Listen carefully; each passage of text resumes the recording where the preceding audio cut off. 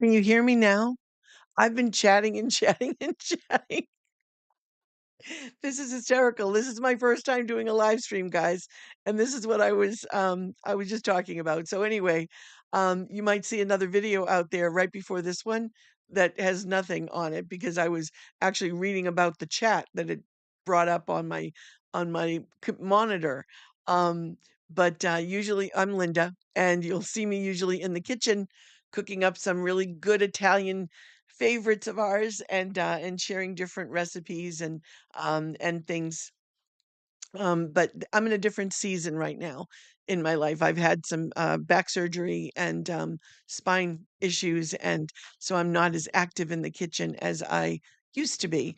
But I also do a lot of spiritual readings and so I thought today I'm going to try doing a live stream on YouTube. I've never done that. I'm always live streaming on Facebook, but I've never done it on YouTube. So I thought, let me give it a try.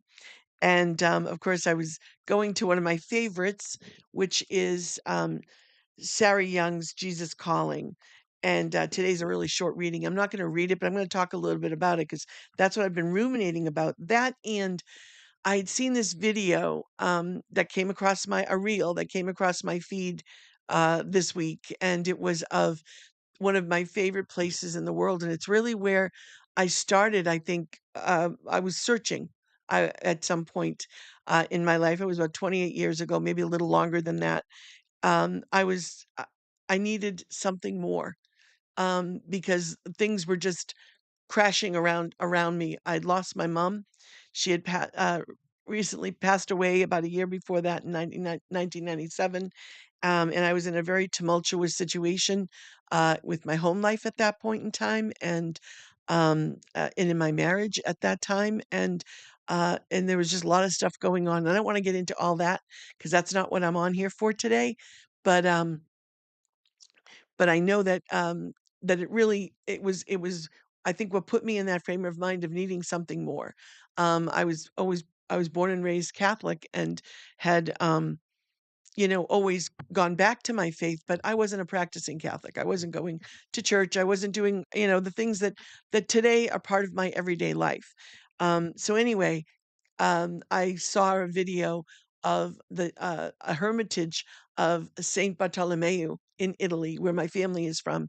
They live in the Abruzzi region in Italy, and when we had gone on a pilgrimage there to visit, not just a pilgrimage, but to visit the family, when after my mom died, I went with my dad, my two sisters, and my sister in love. My brother couldn't make it, so his wife came with us, and my nephew and two of my nieces. So we all went there and we had this amazing almost 3 weeks with our family in Italy. And I had some powerful experiences there during that time. Um, so that's what when I saw that video, we had gone. My cousin after dinner one night, we were sitting around and he's like, "Hey, you want to go for a little ride?" And that's what we did. Actually, my sister Irma and I and my nephew Mark were the only ones who went with my cousin Gabrielle, his wife Carmelina, and my Zia Bambina, and their three children. And that's his picture that you see behind me.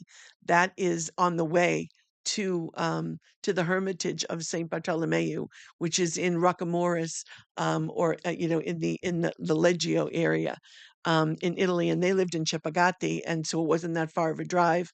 And I blogged about it actually last night. I put it on my blog. There's a whole long story about it, but I felt like I could touch the face of God. It was such an incredible experience. There were several of them that happened to me during that trip. There was, well, my sister Irma and I were the only ones. We got up at I think it was like 3 o'clock in the morning because our first cousin Gabriel truffle hunts for truffles, and or he did back then. Now we're talking 28 years ago. Um, and so we got in the car with his son and two of their dogs, and we went up into the mountains, into the bosques of La Maiella to go hunting for truffles.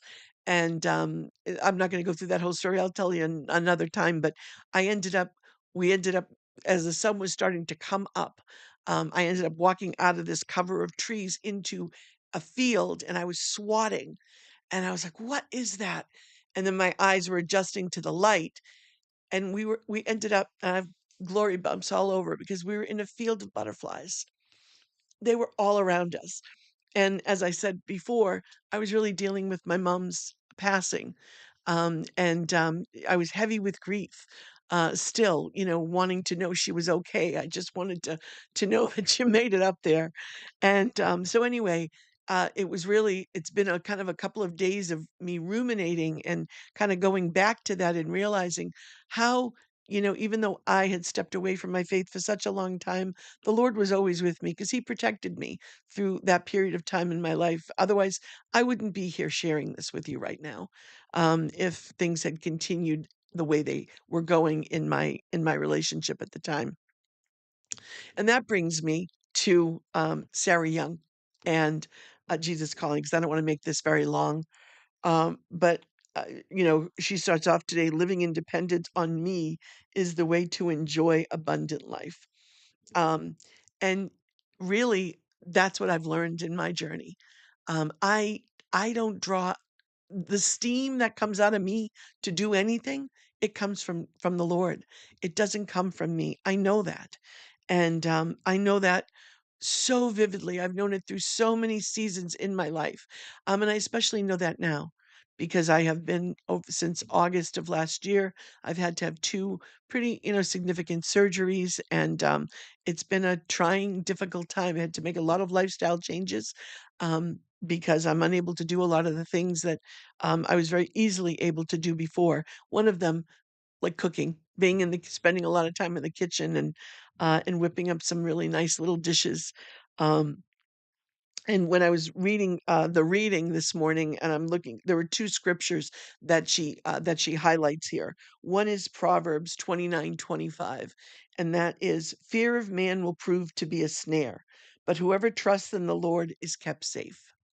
And then the second one is, "The thief comes only to steal and kill and destroy. I've come that they may have life and have it to the full." And that's John 10:10. And I'm learning that in this season of my life. I'm learning that when I tap into Jesus, when I draw close in my faith, and I really I dig down, when I'm focusing on the things that I need to focus on, and instead of my pain and my discomfort, and instead of the limitations and the things that can kind of put me into a spiral. When I do that, and I remember to do that, especially if I start going down that road I don't want to go down, um, I realize that there is so much power in believing in my faith, and and I can do anything. I can survive anything. I can make it through anything. All I have to do is just tap in to the one who feeds my soul, to the one who is my maker, to the one who on that mountain behind me, um, I felt like I could touch his face. Um, we had gone after dinner, I was saying, one night we'd gone up there. Actually, it was in the early evening. Sun hadn't even begun to set. It was still light when we got up there, and we went through a non-traditional trail. I explained it in the blog a little bit about the area and the walk up there, because it's a lot of people do it. It's a trekking or a hiking trail, and it's really a very, I think it's very moderate. It's not my Zia was in Sokola. She was in her little sandals, so it wasn't like you needed hiking boots or anything. Although they do recommend that if you go to the website that I posted in my blog, they they do recommend certain things to bring when they take you up there. But we just went up for a little walk after dinner, and that was just so incredible. And we walked down, and we went into the little crevice of the rock, and with which was the Hermitage. And then you could go down, and there was like a almost like a grove that you go down, walk down these man-made, no, yeah, mountain-made steps, I guess you could say, to go down into this valley. And I stayed up top, and I remember, like, looking out, and we've been there for quite a while, and everybody just kind of exploring around, and I remember looking out and saying, um, the sun was starting to set, and it was just so beautiful, and I felt so at peace. Um, it was incredible, and I really felt like I could touch the face of God. And actually, I stretched out my hand, and I did. I didn't touch his face, but in imagery in my mind, I felt like I could. It was pretty incredible, and I wasn't planning on sharing that, but I'm gonna share this with you if I can find it. I had bookmarked it in here. This was a now when we went, I I did a little journal. Of course, I have flowers in here that I everywhere we went, which of course they're all starting to fall out and fall apart now. Um, I had flowers. I when we went to Giulianova to visit some of our relatives there, I think I bought the kids, all of them a journal so that they could actually journal as well, because we were all over the place. We were there for quite a while, and it was truly an incredible time to be with our family. But I wrote a little poem that night after we got back to my uncle's in my cousin's house.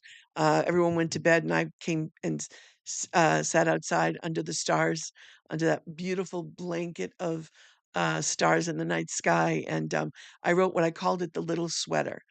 The glorious splendor of the mountainside has possessed my soul. It has awakened my senses with its dizzying heights, steep ledges, and deep valleys. I'm drunk on the pure, clean, and fragrant air that fills my lungs with each breath I take. I'm whole, at peace, content to be swallowed by its vastness and surrounded by its beauty. With the reach of an outstretched hand, I'm one with the Maker as I stand at the top of the world in what can only be God's country. And I wrote that in Chepagati on June 30th, 1998. I'm not a poet. I'm not you know, really prolific writer, but that kind of captures what I was feeling in that moment.